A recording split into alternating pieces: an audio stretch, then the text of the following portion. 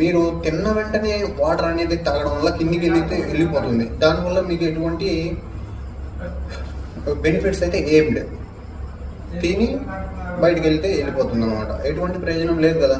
So మీరు తిన్న తర్వాత మీరు 1 hour కానీ వెయిట్ చేశారనుకో, అంతా జీర్ణం అయితే అవుతా ఉండిద్ది అనమాట నిదానంగా. దాని ప్రొసీజర్ ఎప్పటికైనా గుర్తుపెట్టుకోండి, నిదానంగా ఉండిద్ది.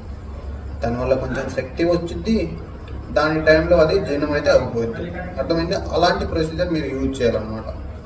తినేటప్పుడే వాటర్ తాగుతూ, తిన్న వెంటనే వాటర్ తాగుతూ ఉంటే అది చాలా అన్హెల్దీ. దానివల్ల ఎటువంటి ప్రయోజనం లేదు.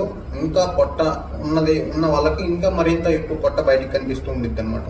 అర్థమవుతుంది? అలాంటి తప్పులు చేయకండి. తిన్న వెంటనే మ్యాక్సిమం ఒక 1 hour కనుక వెయిట్ చేయాలి వాటర్ తాగడానికి.